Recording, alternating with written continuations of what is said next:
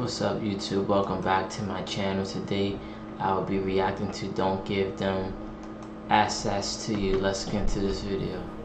The ability to give people all access to us means that we are an open book. Ask yourself, do you really want people to know everything about you, to have all access to your thoughts and your emotions and situations that plague you? If there's anything that I've learned about access and no access is that I learned to restore a boundary. Season dialogue with Lisa Marie. It's my first time coming across her channel. Let's get into this video. Welcome. I am Lisa Marie, the host of Season Dialogue, and if you are new to the channel, I want you to do 3 things for me: like, subscribe, and tell a friend to pull up and sit with the vibes, okay? Because we are tribe here. Listen, per the title of the video, I got something for you that I've been ruminating on, been thinking, and I think that we should have a conversation about this. You gotta stop allowing people to have full access to you. And that's what I'm learning. I don't let people have full access to me. I don't. Doing that. And the reason is because if you look back and if you think about it, think about the people in your life.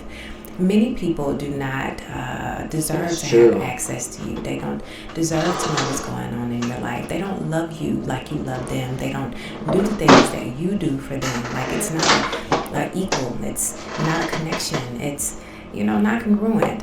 And honestly, sometimes when we tell and expose too much of ourselves, we give leadway for people to think that they have so much of value in our lives. And the truth of the matter is, they don't. Think about this for a minute when it comes to the essence of love. Now, this could be anybody in your life where you understand that you love them more than they love you. And the act of love shows you many things, because when we love people, we extend, we do things, we love from a vessel so deep within.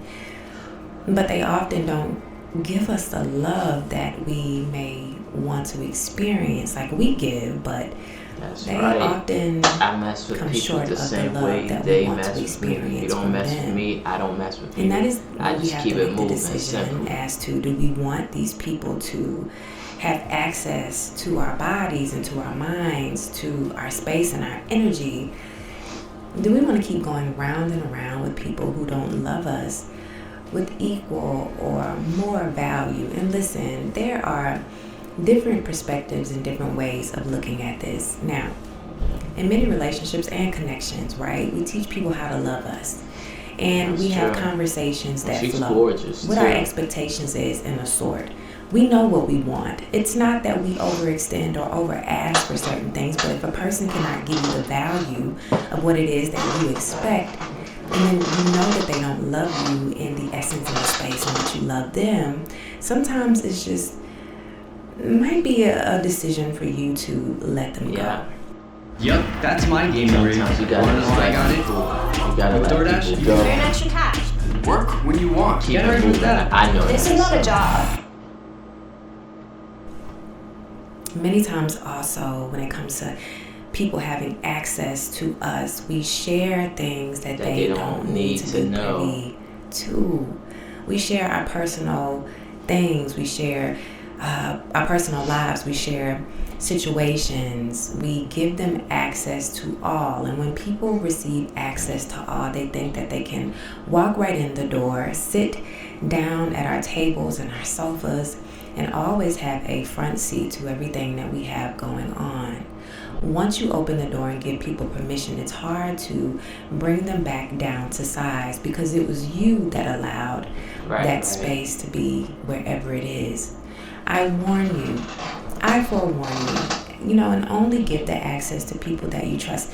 It's the same as giving your PIN number out, your key code out to your house, your home key. You don't give those things to people unless you truly trust and honor and they respect the essence of being in your space.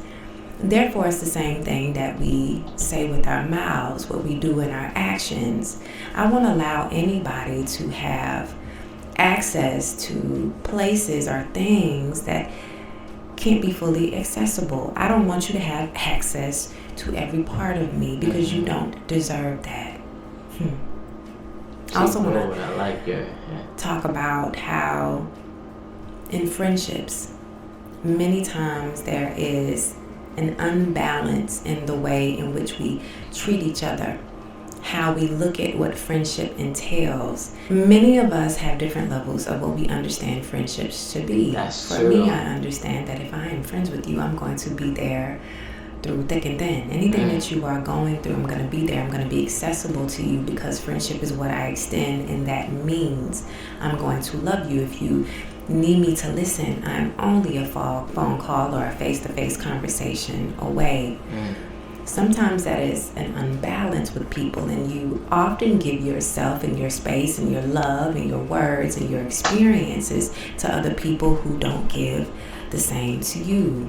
Again, you are allowing them to have residency in many facets in your life, and they don't deserve it. You have given them all access to you.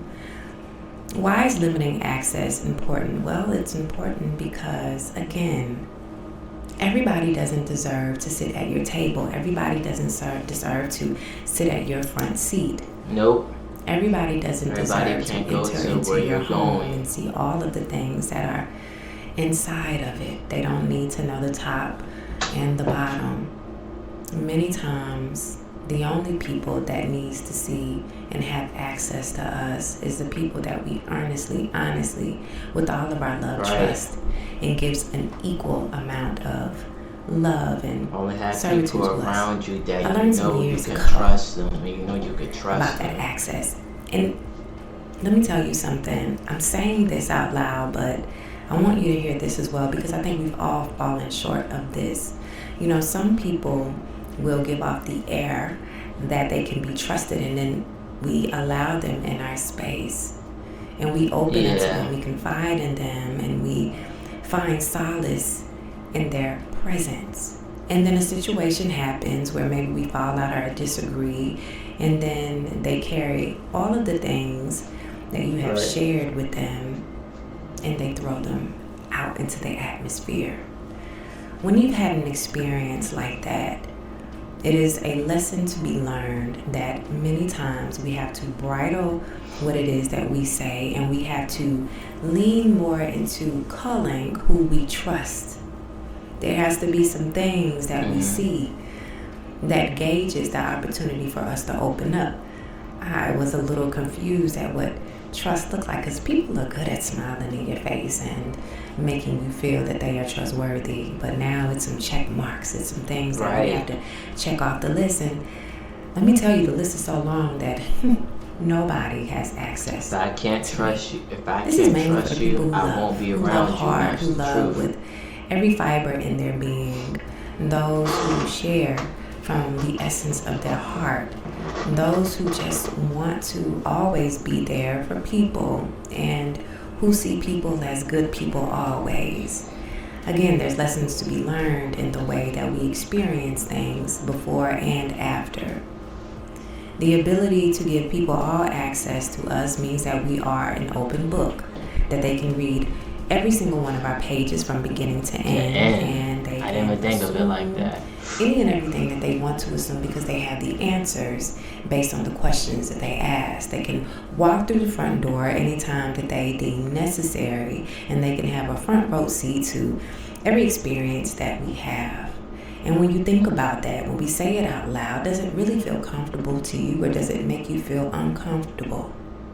Ask yourself, do you really want people to know everything about you, to have all access to your thoughts and your emotions and situations that plague you, that make you happy? Because, you know, many times enemies are in full costume. They look just like me and you with happy faces and eyes that gleam of happiness, not joy, but happiness. They convince us that we can be in their space and that they can share this love with us, but they're snakes. If there's anything that I've learned about access and no access, is that I learned to restore a boundary. And like I said, an assessment when it comes to people, that I just go through in my head. There are several things that I ask myself before I enter into what I consider as trusting you should too. I want to extend just this jarring kind of talk because I think in this day and time with social media and everything where technology has brought us more closer, we give too much to people, their thoughts and their eyes. We give them front row seats and access to our experience, and then they don't even need to see it. People know so much of what they know. I just can't give you the honor to know everything about what I have going on. And we have to understand that we can share from a place that is not so open, that we can testify from a place that doesn't give people all information as to what we've been through or what we experience. And you can say no to people when it doesn't feel comfortable for you to open up. Guard your heart, guard your mind, guard your body, guard your space. Watch the energy around you. Watch the eyes that look happy. Watch the people who are welcoming. Watch the people who are wanting to quickly connect to you. Watch people when they make you feel uncomfortable. I tell this to people all the time. Our body senses things, and it negates what isn't for us. Do not give people all access to you. That's the message. This is one of the best videos I reacted to. That's the phrase. This year. Alright, it's a short video. Thank you for coming. Thank you for being here. Listen, again, if you are new to the channel, like, subscribe to my channel, subscribe to my channel. For your support. Follow again, me on my social medias below. Thank you. Later. Peace.